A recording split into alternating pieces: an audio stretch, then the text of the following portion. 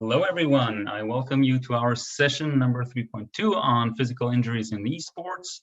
My name is Sascha Ketelhut. I'm a postdoc at the Institute of Sports Science of the University of Bern in Switzerland. And I have the pleasure today to share this session. And looking at our agenda, I think we have three very exciting talks today. We were already able to listen to an interesting panel yesterday on this topic, but looking at our lineup, I think it isn't less impressive, and we have representatives from US, Canada, Australia, Belgium, and yeah, I'm really looking forward to the talks. Maybe just one quick housekeeping. So each presenter will have 30 minutes for his presentation. We'll try to keep the last 5 to 10 minutes for questions, and you are all welcome to pose and ask any questions in the chat on the YouTube channel, and I'll keep an eye on that and try to forward these questions to the presenter. And yeah, we'll try to start each presentation quite on time, so yeah, we'll see if this works. So I would say, in order not to waste too much time, we should begin. And the first topic will be musculoskeletal injuries in competitive and non-competitive video gaming. A scoping review from Kathleen McGee, Arnold von Macke de Lumen, Elliot Smithson, Leslie Nicholson, and the presenter, Dr. Kevin Ho. Kevin, the floor is yours. Thank you. Thank you, Sascha, for the introduction. So yes, I'm Kevin, and Cait, who is the first author of this paper, is also here, but she'll be presenting the third presentation for this session. So I'll take it for this one. Yeah, this is an exciting topic, and I'll run you through it so you can see the pictures to help you kind of paint the scene here. So just quickly about myself, I'm a physiotherapist or a physical therapist if you're in the States, been doing that for about 8 years now. Also have a PhD, and I work in the esports field with the One Health Providence team, and also as an academic for Sydney Uni. So with this scoping review, we'll give you the background of why we're doing this. You'll run through what the methods are, how we do it. It's not done yet, so I'll give you the preliminary results, and then we should have plenty of time for question and answer time. So musculoskeletal injuries in esports, why do we care about it? Well, because we see things like this all the time in the news. So if you don't recognize these people, they are very high level players in League of Legends. On the left, Uzi, I believe it was shoulder pain, can't remember which side, but that was what took him out and he retired. And then on the right, we have Zuma, who is a Call of Duty player, a first person shooter gamer who had a thumb pain, or as the media reports it, a thumb injury. So you kind of look at these and go, oh, I like these guys. These guys play well, but then they stop them. But why? Because of pain, just like how your favorite soccer or tennis player might retire because of some sort of injury. So no, we can't stop these, just like how we could stop these injuries from other sports. And I mean, this is going to be a bigger problem because if you're watching this, you probably have a bit of an understanding where esports and video gaming is growing. And if it's growing, not just financially, it just means more people are playing. And statistically speaking, if there's more people playing, then there's also going to have more injuries. And of course, there's two types of ways people can generally play. We've been trying to classify it broadly as non-competitively. Not sure if casual is the right word, but that's the way you can think about it. And then there's the competitive side, of course, which is where we normally think of when we think esports, where, it's the top teams playing in tournaments for prize money. So yeah, really popular. You can probably recognize Twitch in these pictures here, one of the popular streaming platforms. You might be even watching it through, watching us through that. So we kind of had a thought, has anyone done this before? Anyone published research on injuries? Well, yes, a long time ago, like the 1980s, there was actually, odd little papers about like Pac-Man and, those games that, maybe some of you guys are watching don't even know it existed. And then around in the 2000s, like 2006 and the decade from there, suddenly a lot of reports came up. And that's because something called the Nintendo Wii was invented, where it was a bit more movement than the usual game. And then things started to happen. So you can see these research started popping up with Nintendo-related injuries. Eventually, there were enough case reports that someone even could do a research study kind of summarizing all those. And that was a way back. So this is in 2014, 2015. And then more recently, what kind of sparked the idea of this project is, well, esports has grown. There wasn't too many Nintendo Wii tournaments that actually got players lots of money in contracts, but now we've got League of Legends, Counter-Strike. I mean, Counter-Strike's been around for ages, but lots of games that actually mean a lot to people. And this type of research has popped up. So Joanne's paper on the left and the Lindbergh paper on the right seem to be the key ones that have popped in the last 2 to 3 years. And the question begged to wonder was there any more? Because when we look at these papers, we can see some statistics, and I'll put it in a bigger screen in a second. But the question is, it's not as much data as myself as a physical therapist would like. And two, the data doesn't seem to completely agree with each other. So, we need to have more research to kind of see what the true answer is, or at least a more accurate answer. So kind of to summarize the 2 papers we were looking before the germination of this project, this is kind of the stats. They're saying the neck pain, wrist pain, hand pain, and the percentages here are, what are the most common ones? I do note there wasn't shoulder pain reported in this paper. And then on the right, you got back, neck, shoulder, wrist, and hand. So you can see there's already some difference here in terms of which one is more important than the others, or in terms of more prevalent, and also the percentages. So, it could be the sample size, which is the number of participants. It could be the ages, though they kind of look like they have a similar average. It could be the games they play. We don't exactly know what games this paper played. It just wasn't mentioned, maybe for a good reason. But on the one on the right, it predominantly was Counter-Strike, a first-person shooter game, or League of Legends, a MOBA game. So, we're looking at this and going, is there more information out there? Maybe there's other studies out there. We don't know until we search. So that's the whole point of this study. So the question is, let's see what's out there. If we try to put all those studies together and looked at all and any musculoskeletal injuries, and both in the comparative sense and a non-comparative sense. So the ones I just showed you were in the competitive population. Now, of course, as a clinician, and a few of my colleagues who are clinicians, we've treated players as well. So, we have seen stuff, and we kind of gone, well, there's a lot of wrist pain we've been seeing, hand pain, shoulder pain, neck pain, back pain, we kind of see a bit of, but we actually think, at least, most of the issues should be most commonly from the upper limb. That's what we think. But again, the data, we don't have the data right in hand in terms of published research data. So here's why we're looking at it.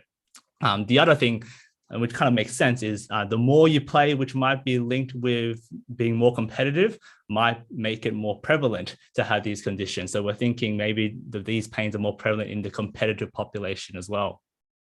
So how do we do this study? So you might have heard of a systematic review before, but what's a scoping review? And if you haven't heard of either, a systematic review is generally when you kind of collect lots of papers that publish numbers. So it could be trials where they test A versus B, and there could be several of those, and you can pull it together so that you can kind of have, instead of looking at one study that has 100 participants, what if you had 50 studies doing similar things and just put them together to kind of get the big average? Now, can we do that in esports? Probably not, because we had an inkling that maybe those 2 papers I showed you early might be all there is. We were hoping not. But even if it was just 2 or 3, it's going to be hard to pull that together. And it might be a very small study if the whole literature review just talks about 5 papers. So a scoping review kind of is, as the name suggests, has a larger scope. We're looking at papers which can not just be cross-sectional studies, which is like having lots of people and checking out percentages. It could include case reports, like what I showed earlier, like one little paper talking about one person having a particular condition, and everything in between. So that's what a scoping review does, and we're hoping to be able to find some big themes to kind of put the information together so that it can be kind of explained and summarized well. So this presentation basically is trying to do that too. But as we go through and at the end, feel free to give me some feedback on, maybe you can help me out here in terms of how to summarize what we found. So It's also this thing, if you want to know what it is we published a protocol on the Open Science Framework. So normally with a systematic review, you kind of want to have a plan and stick to it. So you don't want to change from the plan that induces bias. So usually something called Prospero is where you might register a systematic review, but there isn't so much any of these registries for a scoping review. So we just put it on the internet somewhere, where we can't change it. So it means that this was the plan we had back in March, and we haven't fuffled about and messed it up to kind of show you something that we just want to show. So very much like a systematic review, you systematically search databases. And in the health industry, in the healthcare system, we've kind of got these typical ones you're looking for, including Google Scholar, because Google Scholar seems to have tons of things. And we first searched it around in March. So this means that once we get close to the end of this whole study, we're going to probably do a little bit of an updated search just to see if there's anything that has happened between now and March that we could possibly include as well. Again, we're trying to be broad, so we're not restricting it based on language or geography. If it's in German, we got to translate it from German. Probably find someone maybe like Sasha to translate it for us. We also do citation tracking, which means that if a paper is important, it probably gets referenced by other places. So then we can see where it's referenced and check it out and see if maybe those papers are things we might have missed in our search. We look at that paper and its reference list. So if it's referenced another study, maybe it's probably what we're looking for. And maybe there is another scoping review out there or a systematic review on the topic. And then we can look at the papers in there, and hopefully, that's all being looked at. So we can actually be confident we've looked worldwide and back into time to see if we have all the information that's available. And the search terms we have are broadly related to gaming and musculoskeletal injury. So I've got a little small thing here where we broke up gaming even down to esports and various console names. And with musculoskeletal injury, we talked about many different segments of the body, including some nerve symptoms, including carpal tunnel syndrome, because we want to capture all those things. So again, being broad, we just needed any paper that had reports of a gaming-related injury or at least reported statistics on injuries. Now, if it's a gaming injury, it should have happened while you're playing the game and probably with its intended use. Yeah, so if you kind of throw a Wii remote at somebody and you kind of fracture their skull because of doing that, that's not exactly the intended use, right? So we want something that's more intended, and to make sure we got data that's kind of more reliable, we want it kind of being published in a peer-reviewed journal. So it was also for the sake of our sanity. If we kind of went, it could be anywhere like Twitter and all these new outlets, we'll never finish it because it will just go on and on forever. So it just needed to be published in a peer-reviewed journal. So in the exclusion, the opposite. So if you're not using the gaming devices properly, we weren't going to include it. With the virtual reality, we had to think about it because at the moment with the esports side, there's not too much competitiveness into it. So we weren't expecting many papers to actually talk about injuries. At the same time, a lot of VR papers have been previously done as a rehab tool for for someone who's had a stroke or someone who's got Parkinson's. So it was going to be a lot of extra papers to look through that weren't probably relevant. So we tried to narrow it down that way. And you'll see how many we had to screen through later on. So we use something called Confidence, which means that it's just an online web browser software where, once you kind of get all the studies, you kind of have to screen through them, right? Because not all of them are going to be on topic. So we have to kind of screen through the title and abstract where 2 people did it. So with Confidence, what you can do instead of trying to use big Excel spreadsheets or whatever, it's just a little system where it's really easy. You can click little buttons and then the other person can later see if it matches or not. So that happened with title and abstract screening. We're at full text review now. So I've had a look at all of them, but the other reviewer needs to go through it as well. And then we kind of make sure that we are agreeing which ones we include and exclude. And once we kind of got a smaller sample, doesn't have to be smaller sample. Once we know what we want to include, we then start extracting the data. So making it simple for us to kind of see an overview on what's being reported. So Once we get to that stage, though, so we're not there yet, but we do plan to extract things like this. So the basic stuff, such as what the study characteristics are, who are the people, so the participant characteristics, what we're keen on, which is the pain and where it is, and if possible, we're being really hopeful here. If possible, like the actual condition, is it just pain in the shoulder, or is it like a particular muscle they might even mention, etc., etc. So here are the results, preliminary results. I'll stress that. So we had lots of studies coming through, even with those two main words. Of course, there'll be some duplicates. But still, we still had to look over at 9,000 or so studies. So that's why we had the other types of criteria, such as the VR, this could have been a lot more. So they were screened, and we currently have 153 to kind of go through the full text. So I've kind of gone through kind of one rinse through, and we kind of got some hint of what type of studies there are. So a lot of case reports, like almost half of them, a bit of cross-sectional studies, which is that population data, a few reviews, which probably are mostly on the two above, and a bit of editorials, which also are repeating the information above as well. So mostly we're going to be talking about the case reports and cross-sectional studies for the remainder of this presentation.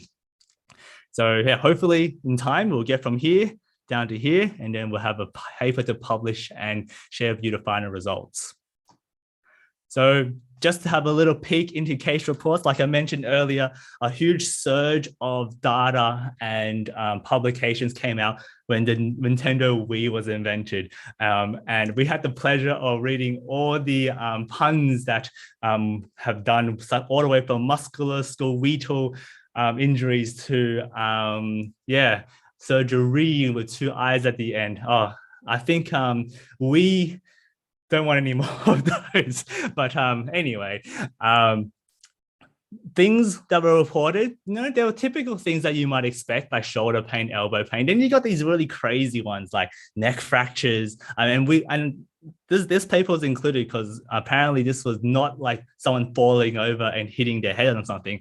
This was apparently while during normal play, suddenly had neck pain, suddenly had a fractured vertebrae. So how exactly that happened, we're not sure, but it happened. Things like DVTs, so usually when people don't move enough, possible tendons from rupturing, including in the hand, that's the EPL, and also in the calf. And this person, was on the Wii Fit balance board from my memory, but didn't fall over. It just tore from normal use. We do have a carpal tunnel syndrome, more on that in a bit. We even have avulsion fractures, which is when the bone kind of gets pulled off a bit from a tendon, often in younger people. So yes, it was a younger female, remember correctly, that was the case. And even a thumb fracture. Yes, so all those things. But I think in summary, as the people found and try to put all these reports together, most of the case reports were soft tissue in nature. So these nasty freak accidents are definitely not as common. The ones that are more common were the shoulder, hands, and fingers. Now, we also had some controller, like Xbox controller, PlayStation controller ones, / mobile phone use. And they also found some interesting cases where the tendon had somehow ruptured. And then we found a really interesting one where I believe it's DVR. The paper just said a dance-related game, but it was because there was a bar that they were holding, and I'm presuming it's behind them, like this picture here, that caused the radial nerve to be basically compressed and to get numbness. It has to be, I'm guessing it has to be DDR. And this is, one case report they found as well. Now, as we got closer to the present, there have been more case reports on some of the esports games. So this is not exactly like a cross-sectional study, because what the report did is they've got professionals and they had 99 treatments, and then they reported where they had their treatments. And it could be the same person getting multiple treatments as well. But we can kind of see a little bit of information, such as where their pains roughly are based on how they were treated. And yes, by this case, it looks like neck and shoulder pain seems to be the most common things, but The hard thing about this type of data is you don't know if it's because it's long lasting, therefore they're getting more treatment, or it actually just came more commonly than the other one. So you have to take this type of data with a grain of salt, but I'm really glad that there's actually some more recent data compared to none. So yep, they're the case reports as an overview thus far, but there's plenty more. Now, in terms of esports cross-sectional data, like a group of players, how many of them develop these things? Unfortunately, these two are still the most current ones, hence the underline and bold here.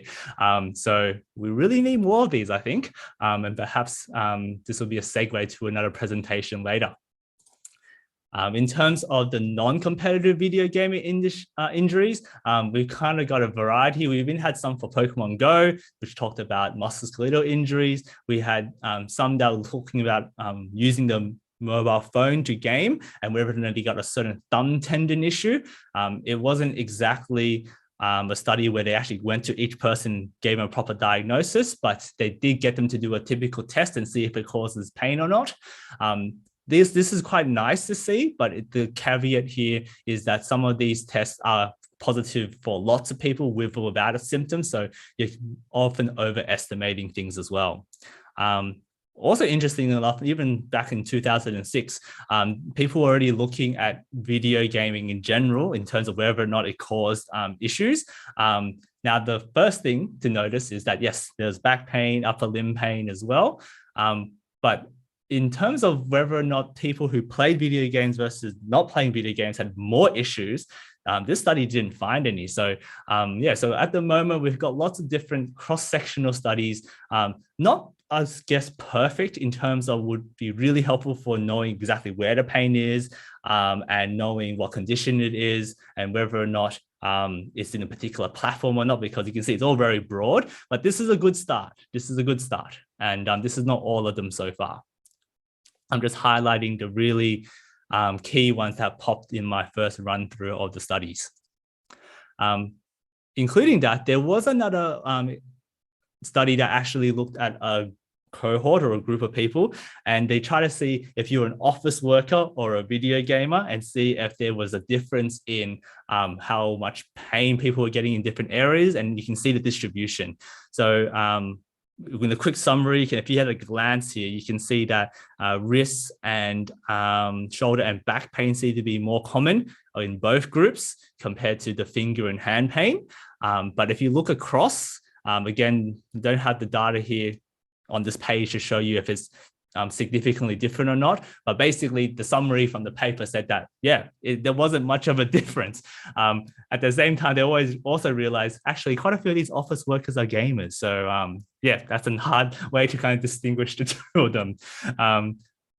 Not funny, but interesting to note, a lot of office workers had what we call ergonomic interventions, but the video gamers didn't seem to have as much. I'm not sure if it's whether or not it's just an office policy where you kind of give people all these ergonomic things, or whether or not it's the perception of whether or not you have an ergonomic controller or not. Not too sure about that. That's probably something worth thinking about. But to address the elephant of the room, what about carpal tunnel syndrome? So of all the papers, there's 153 so far. There's only really two. One is a case report back in 2009. So it was a 19-year-old female. She did seem to have what was consistent with carpal tunnel syndrome. They did some of the tests that went, okay, yep, looked like they had maybe the symptoms there.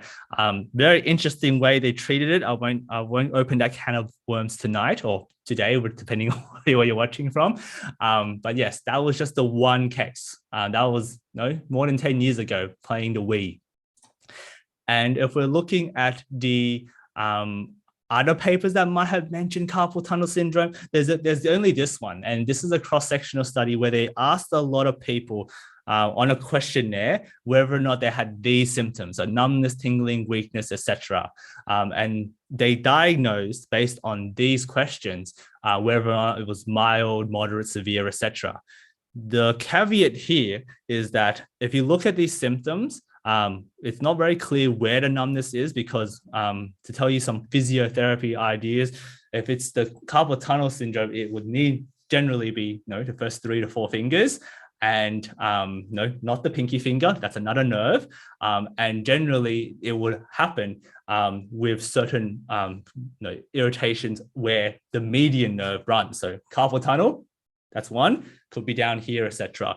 But other things can cause this. It could be from the neck. It could be from what we call the brachial plexus. So we don't know that actually from a study like this. So again, we have to be careful when we read this data. But again, it's nice that this exists. So like I've been hinting several times, the main caveats here, or the main things to learn and also hopefully improve on in the future, is one, actually having what we call longitudinal data. If you kind of have a snapshot of people and saying people who play games have pain, you don't know if it's when they play games for a while, they started to get the pain, or because they got so much pain they can't do anything else that they started playing games. So you don't know that. So if you have longitudinal data kind of going, this is what they do now, and they're playing games, and what happens later, that would be great. And so far, I don't think there are any longitudinal studies. Like I said before, it would be much better if we had more information on how the people are playing their game, because mobile phone gaming versus controller gaming versus PC gaming are all very different in terms of biomechanics. And there should be different patterns of pain as well, because that's what we see clinically at least. And at the moment, we're just as broad to say it's a wrist pain or hand pain. And different tendons do different things in the hand and wrist, and there's slightly different ways that you can manage them in the context of how someone uses it. So if we did know that, that would be great. So perhaps if you're designing a new study, you can keep those extra details in mind. So the last little bits, the next steps are, well, hopefully we finish the study. It'll be great to work with who you listening out there or watching later on to maybe work and design on more studies with more numbers. Recruitment's always tricky. So as a hint here, the more we can build rapport with our players and the esports organization so we can recruit them, particularly for the competitive data, the better, because yes, you can imagine if someone's so busy grinding or playing games for a living, why would they want to participate in a research study? So if we kind of get this idea of being having a good rapport with these players, then that will make that recruitment process and also funding much easier.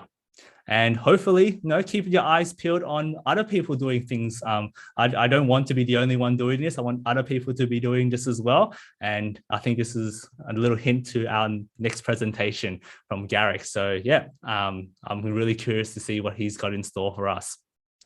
So that's all from me. Feel free to get in touch. That's my Twitter, that's my website, and I'm happy to take questions. Okay, thank you very much, Kevin, for this great talk and this great pioneer work. Looking into our channel, there's a question asking, do you think you conducted it a bit too early?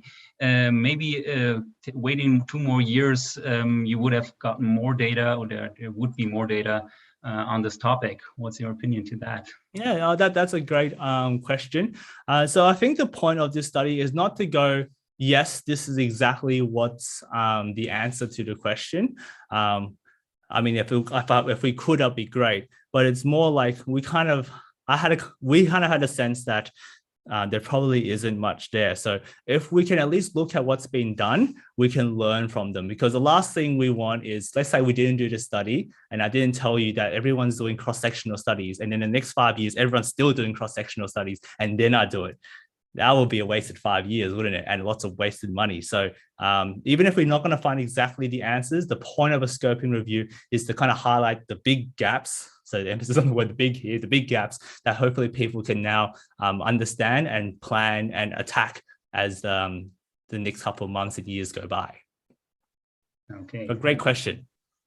If there's no other question, I have one short question which came up yesterday in the panel.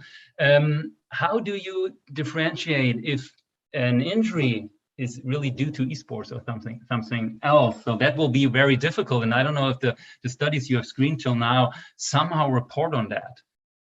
Exactly, you're right, and that's the other thing. Yeah, so often it's been the other way around. People have been working on if you get pain using a device by controlling for video game playing. But if you try to look at the other way around, yeah, if they play sports or whatever, And I've injured my thumb actually playing a sport, and it has affected my gaming, but it's pretty obvious which caused what. That's the thing. So if you were to make a new study and it's meant to be longitudinal, you want to have that in mind. If you do start having symptoms, if it's acutely, is there a mechanism of injury? Again, it's also tricky because in the esports, most of it is what we call insidious onset, meaning there's no exact movement that first caused it. Unlike in soccer, if you fall over and you twist your knee, you can tear a ligament. That's pretty obvious. So yeah, there is no clear answer. It's something that you would need to really clearly identify, but we can imagine that a lot of the people who are playing competitively are spending a lot of their time playing games rather than doing too much else. So that can help us a bit with that question. Okay, thank you very much. One quick short answer for the last question. How would your perfect study would look like to assess injury in esports athletes? One quick answer. Yeah, it would be great to get a bunch of esports organizations happily be able for us to kind of assess them in the beginning, see if there's any injuries or whatnot, and then follow up with them. It could be, I would say, 6-month follow-up will be probably a good amount. And then again, go with the same assessment and see who develops what injuries and how, with the detail that I mentioned earlier. So not just back or neck pain, but going down to the detail as in which tendon, which side of the wrist, and all those things. And that way we can at least get some more prevalence data going to really know what's common and then therefore what could be worth preventing as well. Okay, thank you very much. So anybody who wants to help out Kevin and his team with their great work is welcome to. We will jump right into the next topic, and we'll hear about prevalence and patterns of upper body gaming related pain and discomfort in teenagers and adult. Cross-sectional online survey from Garrick Forman and Michael Holmes, and Garrick Forman from Canada will fill us in this topic. Garrick, the floor is yours.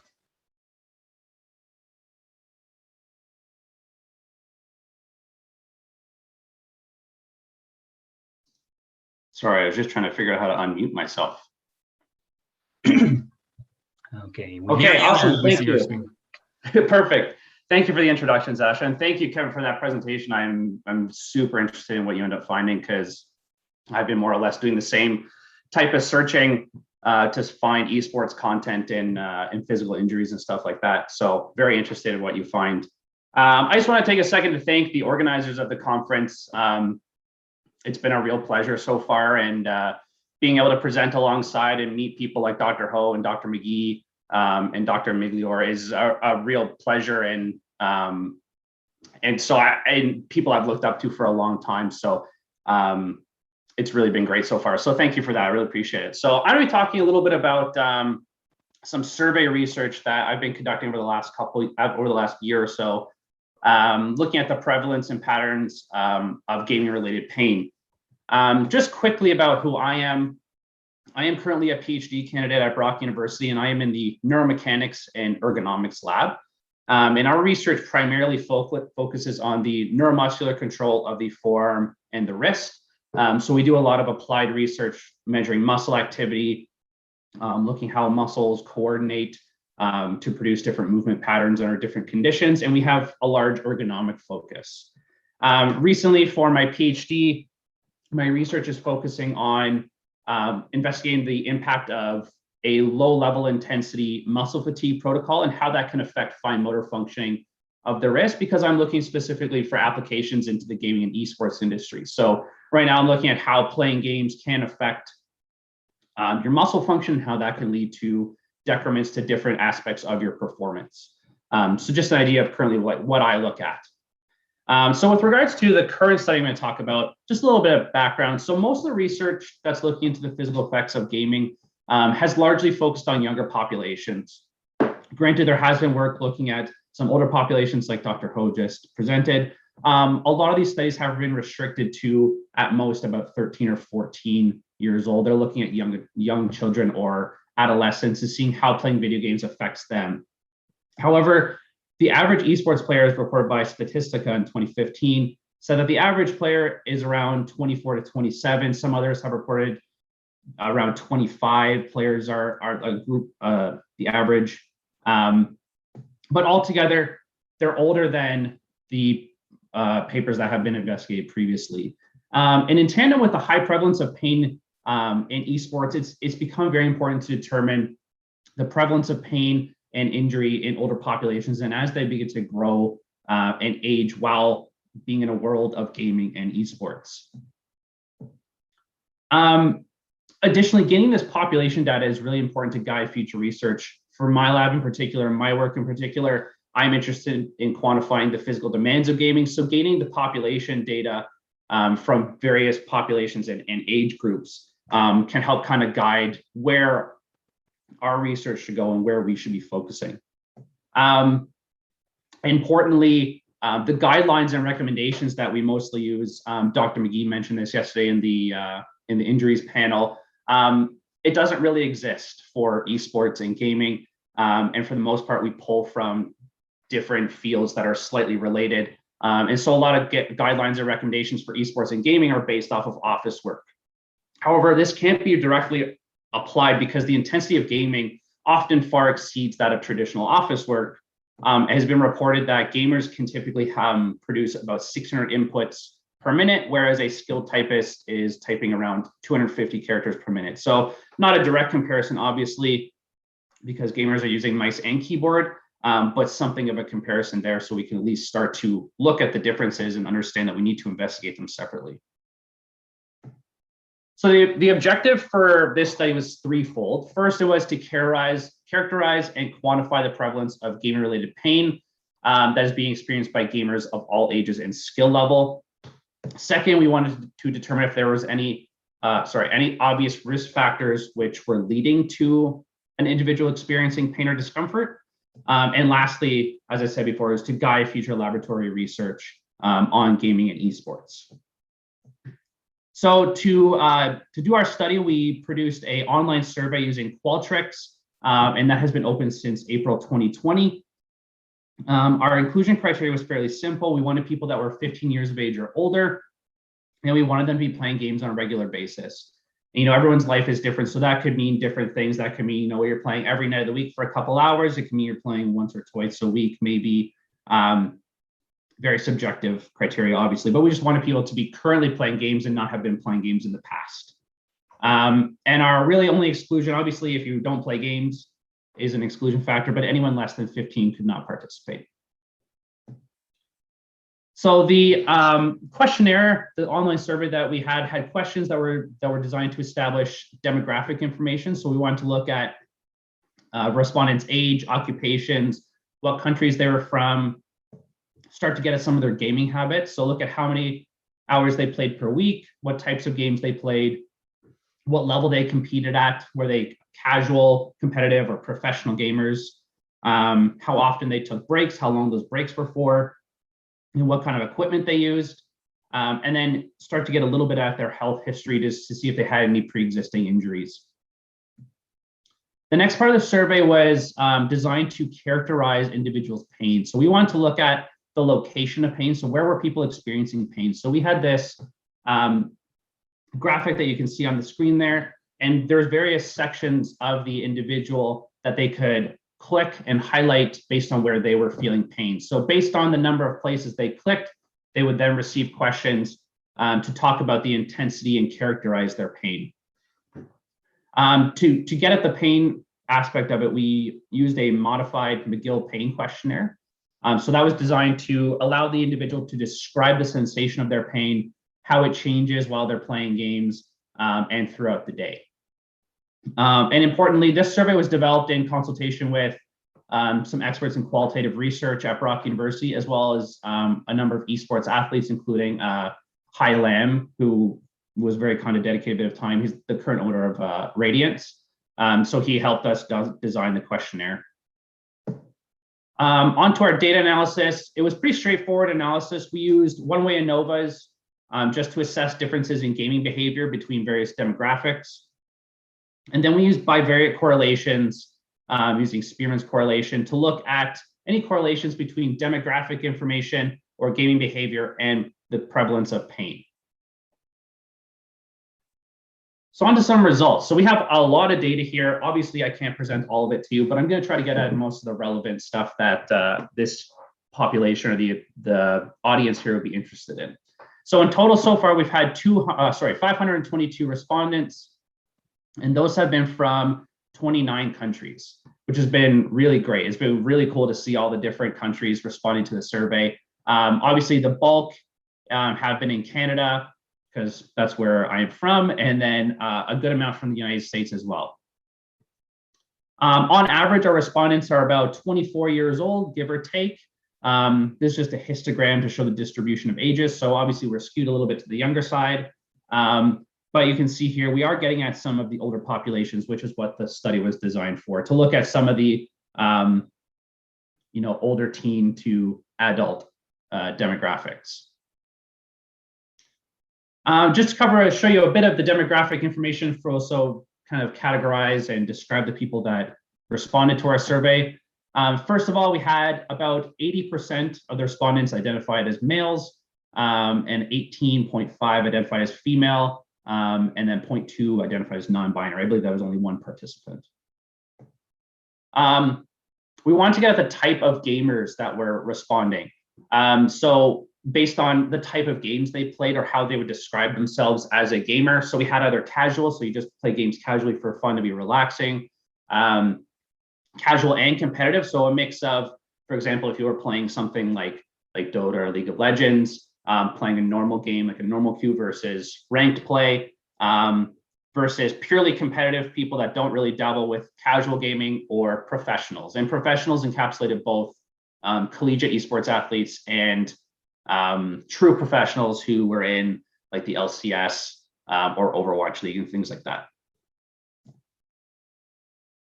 As far as the platform that people played on, we had respondents, almost 72% reported that they play primarily on PC, whereas 26% said they play on console.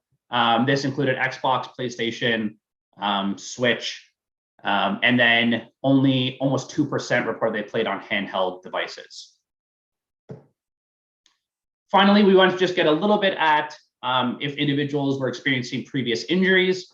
So we had roughly 80% said that they hadn't been diagnosed with any previous injuries, whereas about 19% said they had, and obviously the remainder of that sample size, 0.7%, did not disclose that information to us. So I just want to cover a bit, really just throwing all the data at you. I know it's very data heavy, but we want to start looking at the age of people that were responding to the survey and kind of how they fell into different demographic categories. So first of all was type of gamer.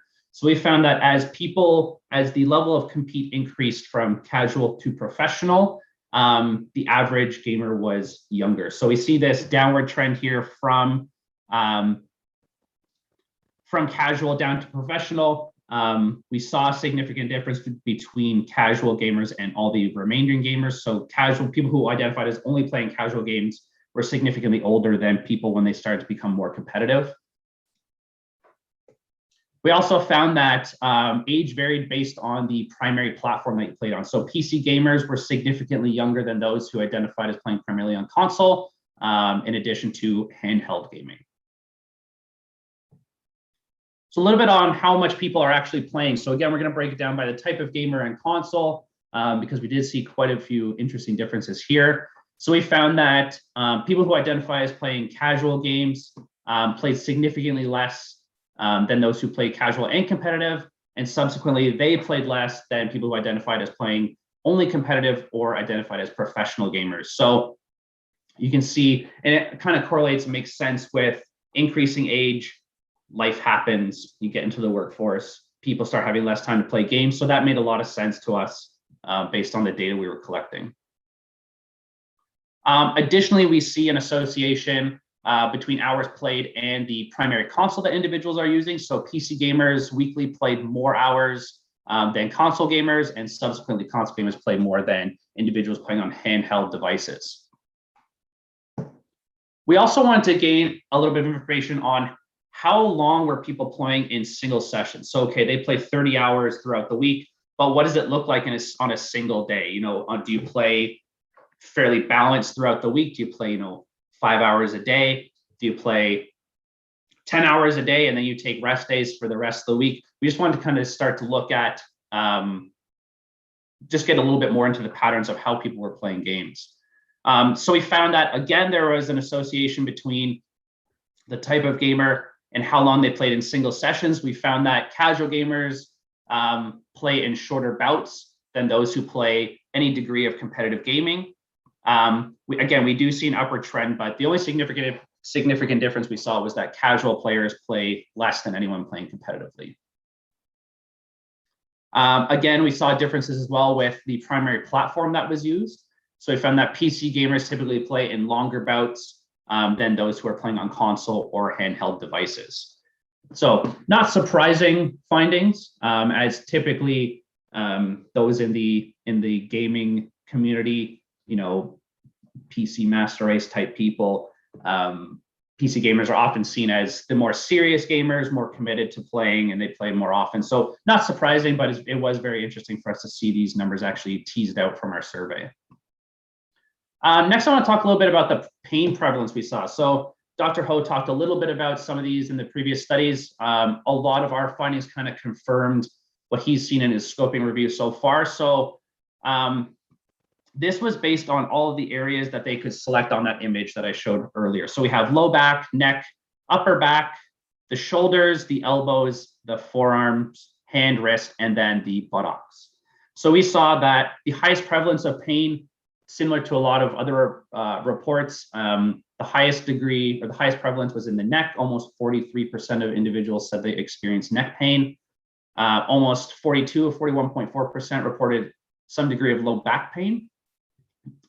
We also found a fairly high prevalence of pain in the upper limb. So my research, as I said earlier, primarily focuses on the forearm and wrist. So we also found that the distal upper limb, so the forearm, wrist, and hand, also had quite high prevalence of pain, about 22 and 24% respectively.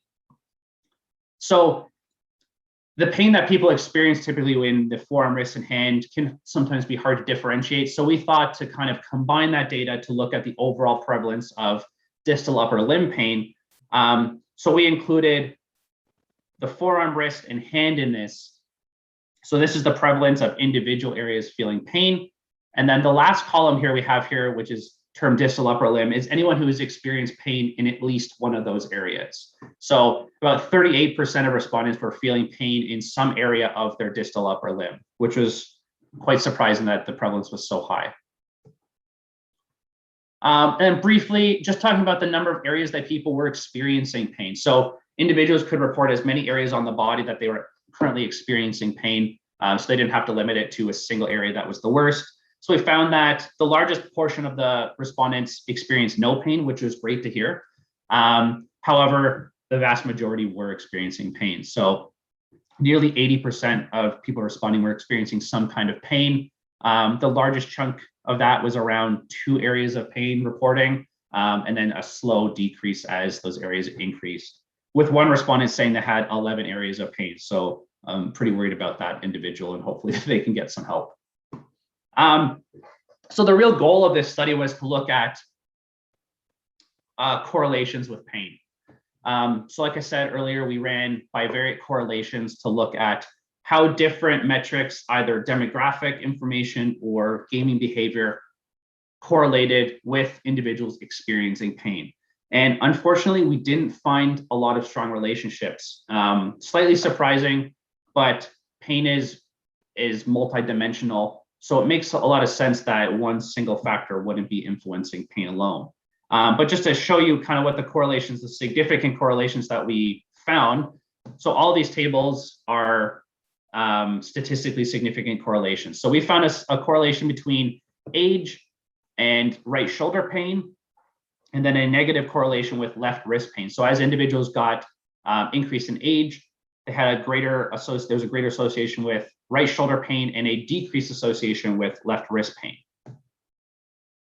We looked at breaks. So basically how often people took breaks, or how long in between breaks. So we found that the longer duration that people played games and the less often they took breaks, there was a positive correlation with low back pain and a negative correlation with left elbow pain. Similarly with break duration, we found that if people took longer breaks, they were actually experiencing more pain in their left wrist. And we also found some other associations with the type of gamer, the hours they played, and how long they've been gaming for. Very important to understand here, though, none of these correlations that we found, while statistically significant, none of them even reached the point of being considered a weak correlation. So kind of surprisingly, so a correlation of 0.2 is kind of deemed a weak correlation, and then anything at 0.4 is a mild or moderate correlation, and 0.6 is a strong correlation. So we didn't even reach the statistical level of a strong correlation. So none of these factors are actually strongly correlated with any type of pain that individuals are experiencing. So very interesting for us to see, but not altogether surprising. Just a couple of discussion points to get at. So we saw, which is consistent with a lot of other literature, a high prevalence of back pain, neck pain, and distal upper extremity pain. So again, we saw nearly 43% of individuals reported feeling pain in the neck, 41.4% reported low back pain, and nearly 38% said they were feeling pain somewhere in their distal upper limb. So that could include forearm, wrist, or in the hand. Another discussion point, pain is multifactorial, and that can really be shown in the weak correlations that we had. So no single individual factor is pointing at pain, and Dr. McGee talked about yesterday in the panel that we can't point to any single risk factor that is causing pain. You know, there's very complex relationships between the risk factors that we talked about and the presence of pain. And then many of those factors are working together to result in individuals feeling pain in anywhere in their body.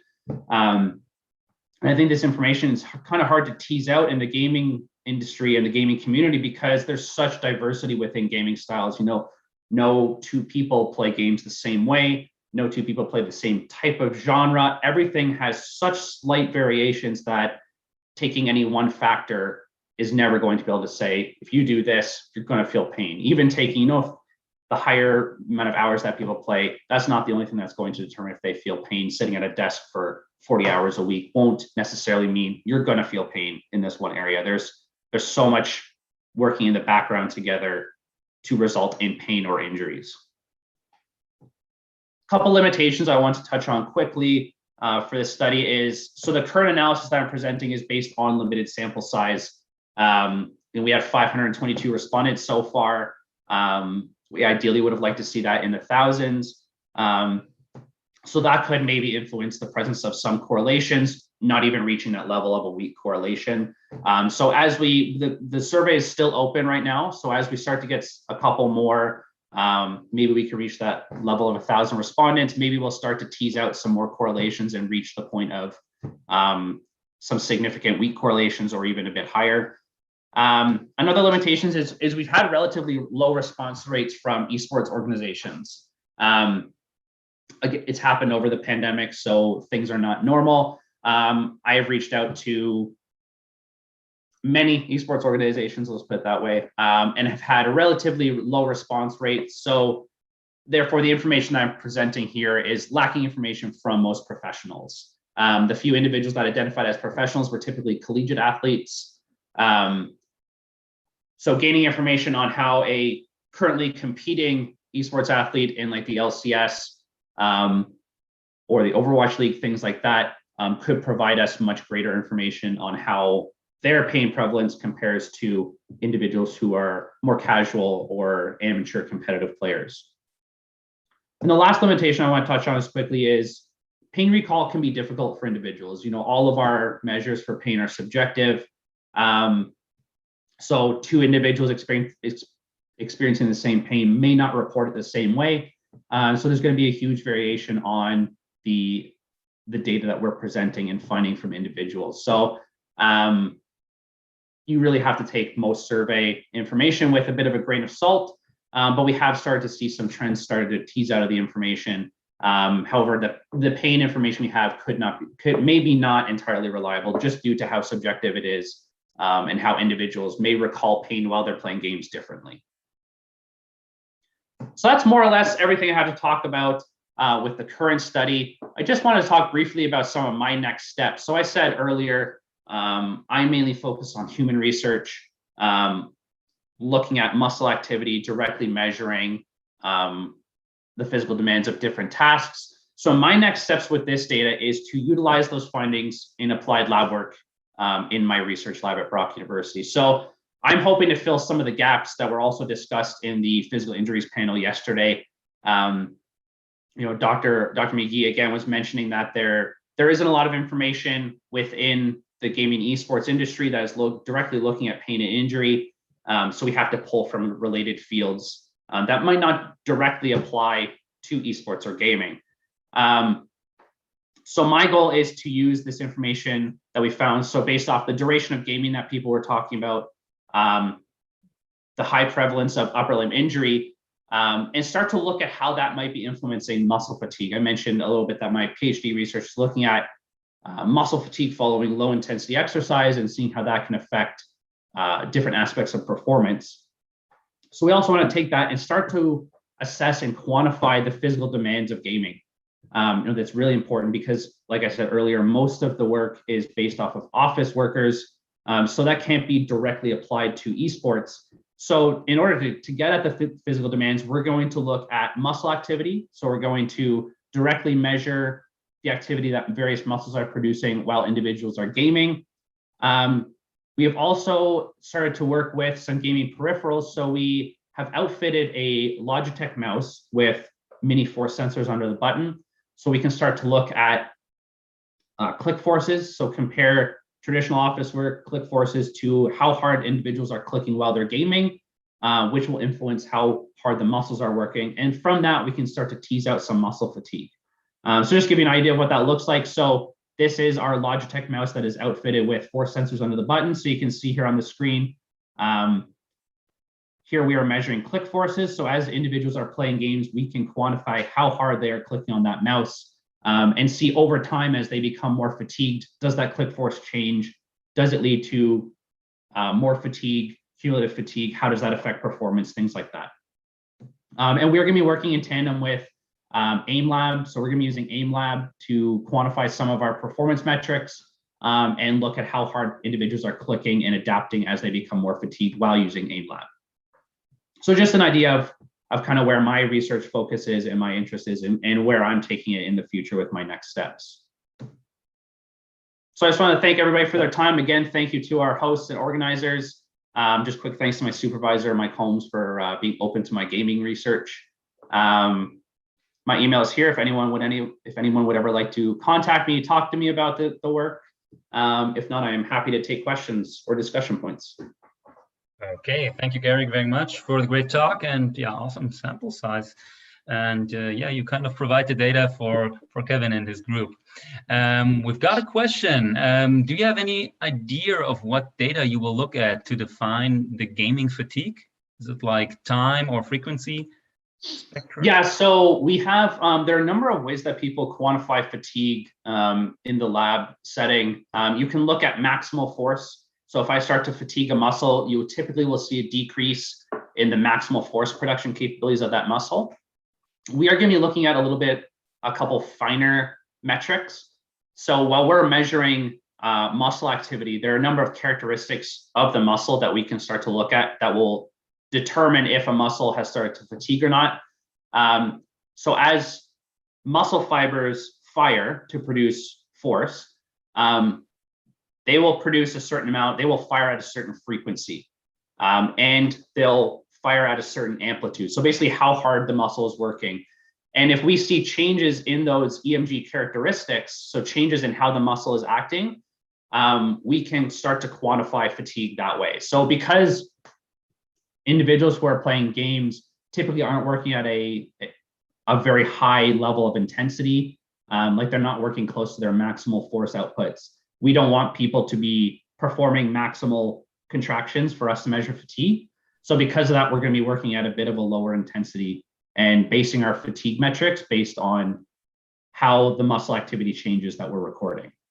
It's a little bit complicated. I hope I've answered your question okay, but we're basically looking at the characteristics of the muscle function, and from that we can infer whether fatigue has occurred or not. Okay, thank you very much. While I'm waiting for more questions, I may have one. You talked about you obtained most of the data during the pandemic. Do you think, the lockdown measures could have affected the results in somehow? Like, Yeah, absolutely. If everyone, because we started the survey, which was in Canada at least, during a lockdown when everyone was staying at home. So people probably have changed their gaming habits during the pandemic, either gaming more because they're at home and don't have a lot to do, gaming less because they're working other jobs to try to make up for lost time at their other job. Absolutely, it had some kind of effect. And it would be interesting to conduct a similar survey after the pandemic, assuming we get there, or look at data before the pandemic happened and see how things have changed. I know a number of people have looked at behavior and how the pandemic has influenced behavior, both working from home and things like that, and different workstations, whether they're working at ergonomic workstations, things like that. But I do believe 100% that the data that we collected was influenced by the pandemic. I don't think that there's any way that it wasn't. Okay. And one last question, just interested, how would you evaluate the health or injury awareness of esports athletes? Do you think they're concerned and aware about this topic, or? That's a good question. And I think it was heavily addressed by the panel yesterday, Dr. McGee and Dr. Mcgill, and Jake talking about it, that there's the question that comes up is, do they care? If people, even if we find that there's a high physical demand for gamers and they need to take more rest in order to prevent injury, if that takes away from their performance, very small chance they're going to actually care. So I would think that they're probably aware that the injury rates are relatively high with esports, that people are feeling pain. It's brought about allowing people like myself, Dr. McGee, Dr. Ho, to do research like this because people are obviously getting hurt and feeling pain. The kind of important part of the research that I want to do, though, is starting to look at the performance piece. And I think that if we look at, as people become fatigued, which could subsequently lead to some cumulative trauma injuries, like various tendinopathies, if you can also show that as they become fatigued, they're losing performance, you're going to see drops in performance. I think that piece will be really important to then bring to esports athletes and say, okay, it's not just an injury that could happen, you're also performing worse. So if you start to take a bit more rest, follow some of these guidelines, you not only will have greater longevity, but you will also perform better.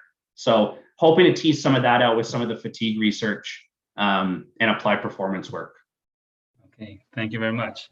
Perfect. If there are further questions, please just write them in the chat, and Mr. Forman will probably answer. Thank you very much. So we'll jump into our final presentation. Dr. McGee and Dr. Ho are presenting tendinopathies in video game and esport, an opinion article. So we're really excited about this opinion.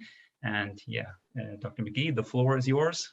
Great. Thanks, guys. Hi, my name's Dr. Caitlin McGee. I'm a physical therapist. You might have seen me on panel yesterday. I had a fantastic time talking with Dr. Mcgill as our moderator. So I'm really glad to be back here once again. And I'd really love to thank the organizers of the Esports Research Network Conference for putting this all together, especially in such an interesting year. Before I get started on the presentation of kind of our research, which is really more of an editorial here, I want to make a reference to something and then be transparent about why we did this particular piece of writing. About 5 years ago, there was on Twitter a hashtag/campaign called Overly Honest Research Methods. It included researchers tweeting out the really honest reasons why they did the things they did, including things like time points were collected every 2 hours for 12 hours because I'm not sleeping in the lab. And height and weight measurements were taken 3 times for each subject, except in cases where we lost count, because we're all human in research as it happens. So the overly honest research method part of this particular study is a lot of the work that we at 1HP have done this year in terms of trying to get things published has mostly been to establish we don't have nearly enough research. People should cite these in their grant proposals so that we can get more research funded and get more information and data about this. So there's my absolute transparency about why we did this research to start, because we need this data desperately to establish best practices to take better care of our players. So with that out of the way, here is our editorial on tendinopathies in video gaming and esports, which Dr. Kevin Ho and I put together.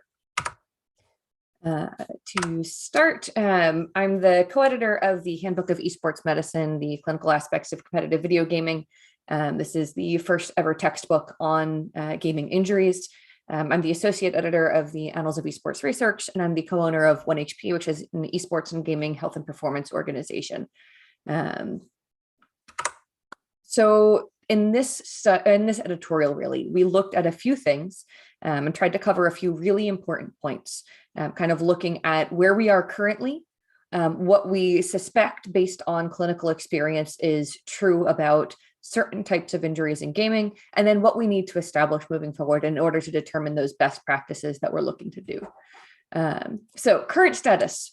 Right now, healthcare practitioners like me rely very much on analogous research and on biomechanics principles in order to establish what is most likely going on with players and to make kind of broad or generalized statements about what we suspect is most pressing or prevalent in esports.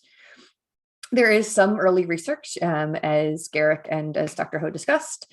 Early research does show moderate rates of pain. So pain is fairly common, but low rates of healthcare seeking behaviors and low rates of kind of degree of interference in function. And it's really important to identify these things in research because not all pain is pathological and not all pain is functionally limiting. Sometimes pain exists as a necessary and normal function of having done something. A muscle doesn't get tight for no reason. You don't develop pain for no reason. But that pain might be short-term or it might be minimally disruptive. And all pain is kind of context dependent. Like Garrick mentioned, there's so many factors that go into who does and does not experience pain and the extent to which that pain is limiting in their ability to play. So we really don't want to over-pathologize pain. We want to identify when are players having pain that is non-pathological and when are players having pain that is related to an injury that we can and should be addressing. It's also important to note the low rates of healthcare seeking behaviors. That's probably also multifactorial. Anecdotally, the players that we've worked with have reported that part of the reason they haven't sought out kind of health support for injuries or for pain they're experiencing has a variety of reasons. Everything from, well, I saw a doctor one time and all he told me was wear a brace and stop playing games so much. Or I saw a doctor and he told me my tendons are so bad that I look like I have the hands of an 80-year-old man and I need surgery, to just not realizing what options were available to them as far as healthcare services go. And so there's a lot of education that we as healthcare providers need to provide to our players.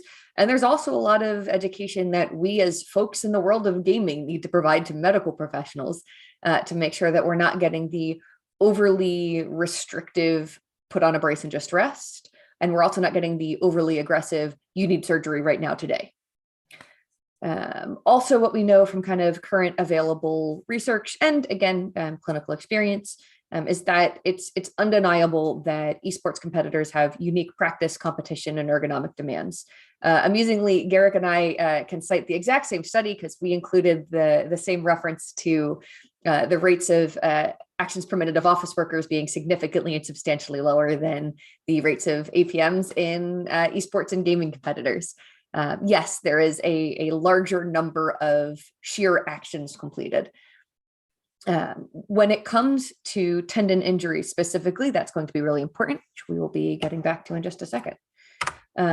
We did also really want to emphasize that even amongst the early research that we have, there's very little that differentiates between competitive, like professional competitive and casual gaming populations.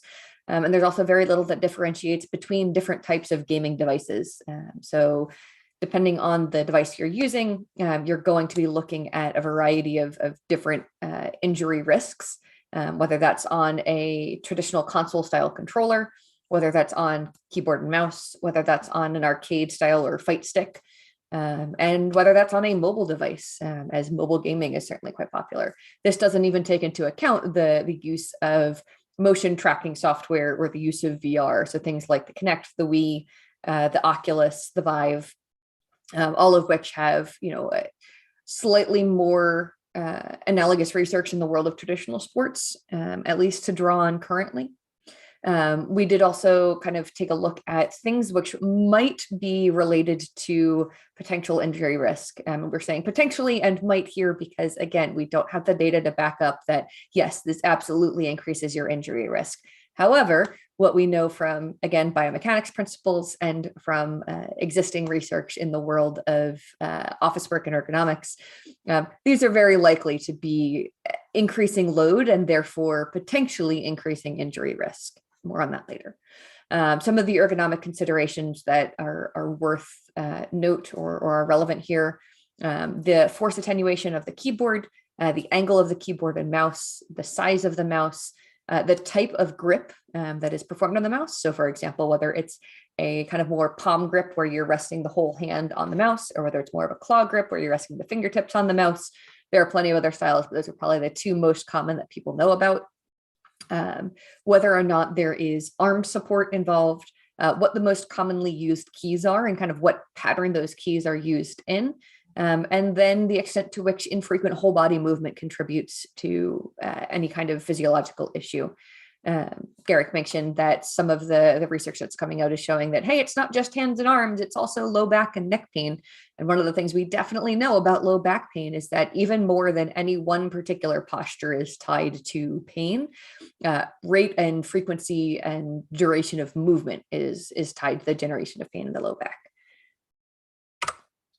So we also wanted to really specifically hone in on tendon rehabilitation research in this editorial. The reason for that is based on our clinical experience. A significant amount of the players that we work with have some kind of tendon pathology, or have some kind of pain that is related to their tendon. And again, I'm differentiating between pathological pain related to an injury and pain in a region. This is, again, something that is not yet borne out by research because we simply don't have the research to bear anything out in any particular direction.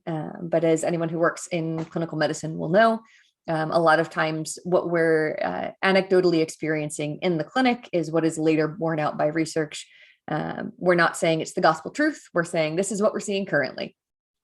So with that in mind, we did want to discuss some of the current principles of tendon rehab research in order to make suggestions for where we might want to investigate to determine to what extent are tendon injuries worth investigating in esports, and what kinds of things do we need to know to better treat and approach these injuries in our esports competitors. So tendon rehab in general. Tendon injuries are a pathological continuum. You can progress forwards or backwards along that continuum as you go. I mentioned earlier the overly restrictive put a brace on it and rest method. Unsurprisingly, that does not actually resolve what's going on in a tendon. In fact, that doesn't often resolve what's going on just about anywhere. It relieves the symptom, which is important, but it doesn't address the underlying cause. Now, there are times and places where splinting is appropriate, and splinting is often appropriate in conjunction with other measures. It's almost never the sole appropriate treatment, though. Usually it comes in conjunction with other forms of interventions, even if only to make sure that things around the splinted area are retaining the appropriate range of motion and strength. So what the research is bearing out right now is that pain management alone and splinting alone are not sufficient to rehabilitate a tendon in terms of resolving pain and improving function. Instead, what we're finding is optimal loading is key. And when we say optimal, we don't mean maximal. We also don't mean minimal. We mean optimal.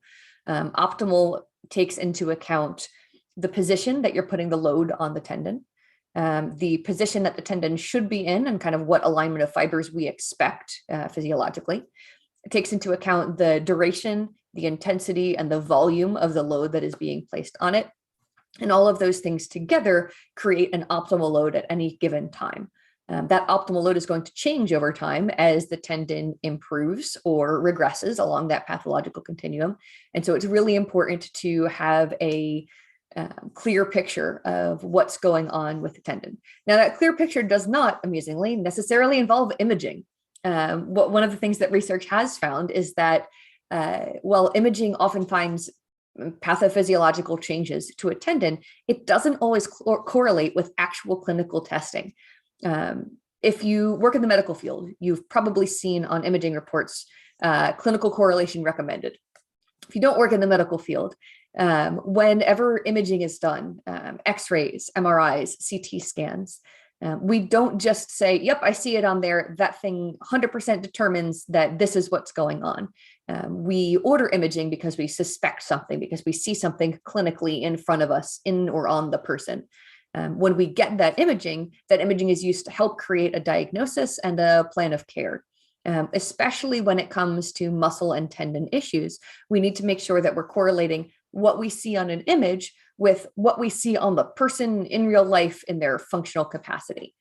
A great way of kind of illustrating why clinical correlation matters is something like Usain Bolt's running mechanics. When we look at someone's running mechanics, we compare it to kind of a neutral norm. We can look at the ideal position of various joints, how they move and relate to each other, how fast you cycle things, whether your knees are directed inwards or outwards or straight in front of you. There's a whole host of factors that go into what we would typically describe as a healthy or optimal gait. Usain Bolt's gait is not, in fact, perfect according to the metrics that we use to determine what gait looks like. However, he's the fastest man in the world, and he doesn't have injuries, which tells you that his gait is probably doing just fine. So we don't necessarily say that there's a clinical correlation with what we're observing in just imaging in his case. It's just as important when we're looking at tendons to make sure that we're correlating what changes we see on imaging with, is it affecting function? How is their strength? How is their endurance? Do they have pain? Are they able to complete all of the things that they want to and need to do throughout the day? Because if they're able to do those things, if they're not having pain and their function is just fine, the fact that we're seeing physiological changes to the tendon on imaging isn't necessarily something we need to address. Separately, if we're not seeing pathophysiological changes on imaging, but we are seeing deficits in function or deficits in pain, then that is something we need to address. So imaging can help make a decision, but it isn't the sole decision-making factor when it comes to how do we treat this tendon.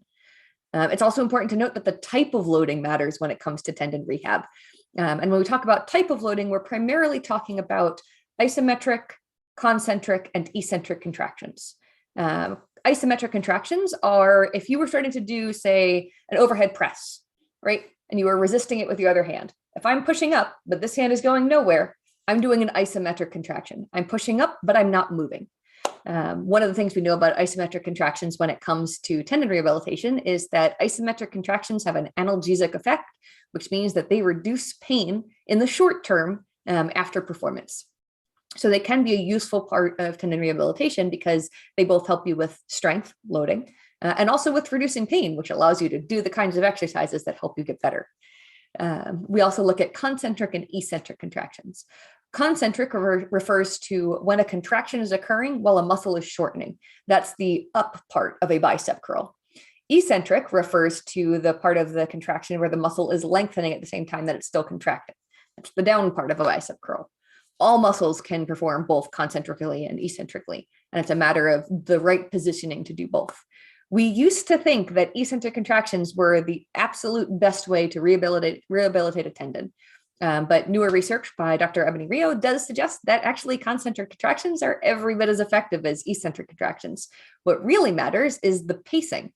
It was found that externally paced movements, as opposed to internally paced movements, had better effects on not only the tendon function, but also improving the neuromuscular connection, which is basically how the brain times the firing of the muscles in a most efficient and safe pattern.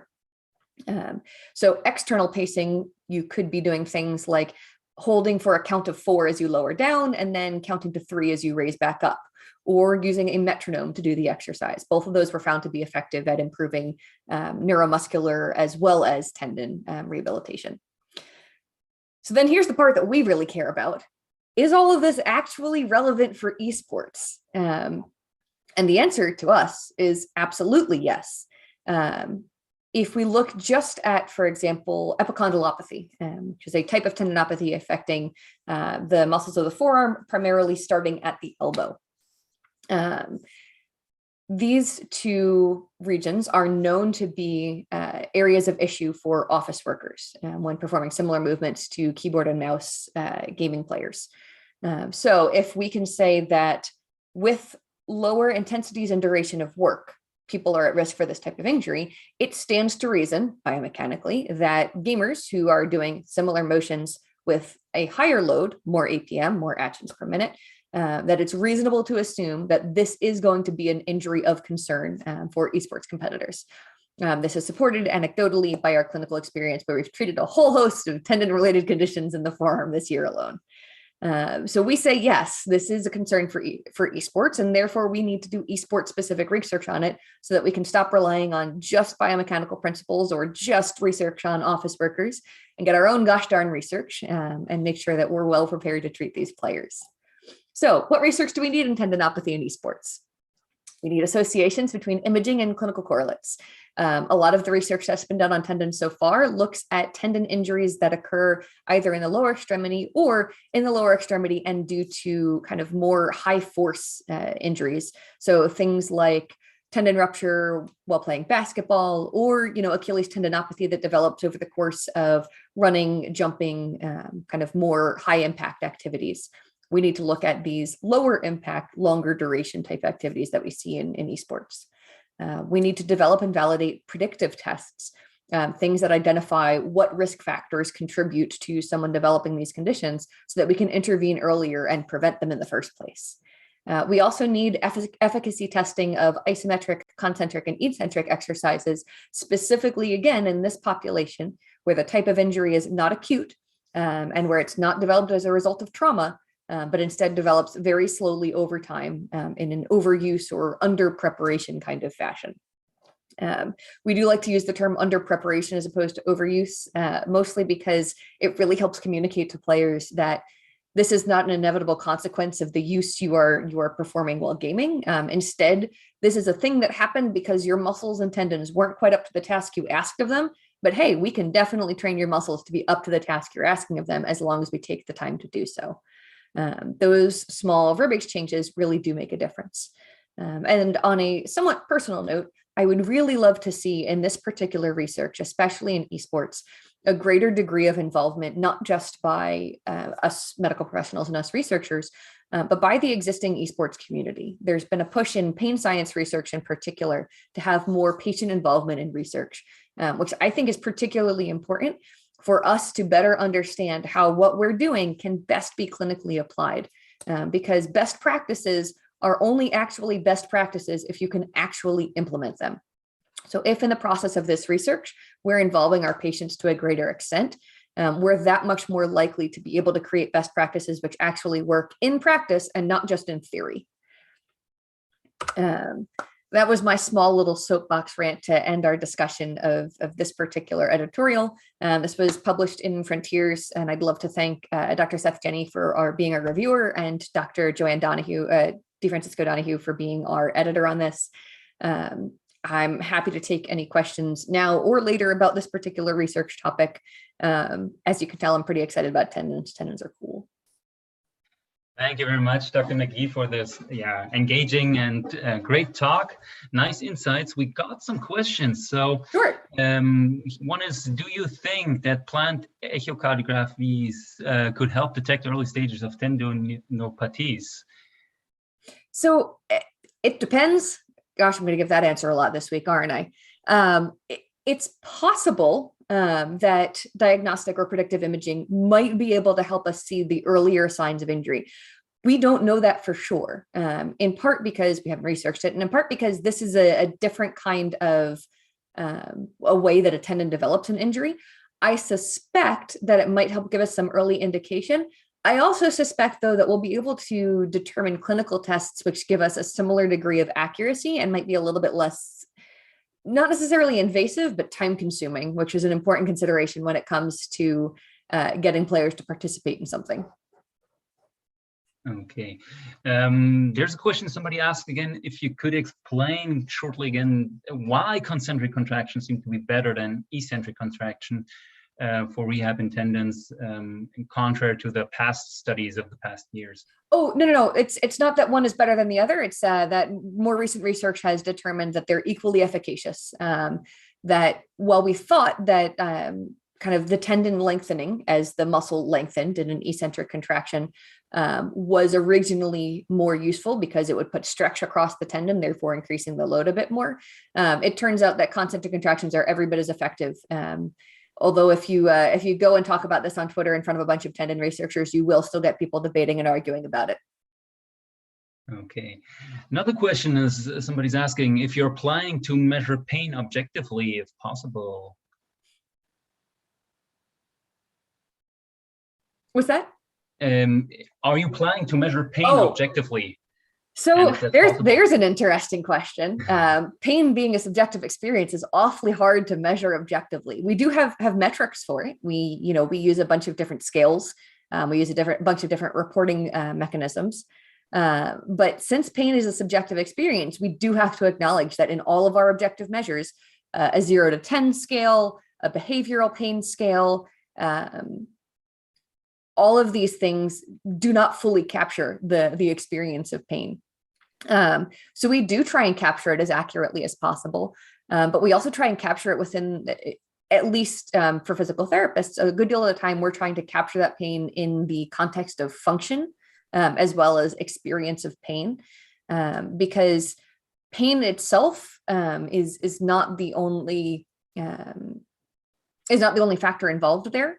Our experience of pain is the result of receptors called nociceptors. And what noci actually refers to as a noxious stimulus, which is to say a stimulus which causes damage. However, not all pain is the result of damage actually happening or even damage being at risk of happening. There's a phenomenon called central sensitization, which can result in your body becoming more sensitive to noxious stimuli, or more likely to perceive benign stimulus as noxious, as about to cause damage. And so since pain is so heavily linked to emotion, as well as kind of the conditioning of our nervous system, I don't know that it's entirely possible to fully objectively capture pain. It's important to keep in mind that there is going to be some subjectivity to it, and then to capture it as objectively and consistently as possible. So if you're using a particular metric, that you're consistently applying it throughout the research that you're doing. Okay, thank you very much. One more question from my side. I always learn prevention is better than cure. Looking from a preventive perspective, what's more important, recovery or training, or extra training for injury prevention?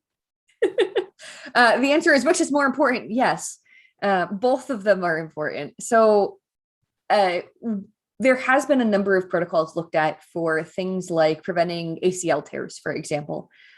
Some of those things have been found to be helpful. Some of them have been found to be correlated with decreased outcomes of ACL tears, but not necessarily causative of decreased likelihood of ACL tears. So there's another fun thing to get into when it comes to research on prevention. Did we actually prevent the thing, or is it just correlated with you happen to get less injuries? We do definitely think that prevention is easier to implement than the kind of time and focus that it takes to fully recover from tendon injury. That being said, we haven't established with any degree of accuracy, consistency, or statistical significance that prevention methods necessarily actually prevent tendon injuries from occurring. So that would be some excellent research for somebody to conduct. Okay, thank you very much. So if there are no further questions, I want to first of all thank the presenters for the great talks. You talked about a very important topic. Some great input is coming there, and I also like to thank the audience for listening, and I think if there are further questions, we can refer to the chat in the YouTube channel. And yeah, that's an important topic. And I think people bring that on. And I think in a couple of months and years, we'll have much more insights on injury prevention and rehab and stuff like that. So thank you very much for being here. Yeah, I think we still got some great inputs in the conference today. So have a good evening or afternoon or morning, wherever you are. Have a great time. Thank you so much. And yeah, if you want to interact and collaborate, do so. All the researchers are always happy to have collaborations and people who spread the news and answer the questionnaires. So please contact the guys and girls. And yeah, have a great afternoon. Thank you very much. And bye-bye.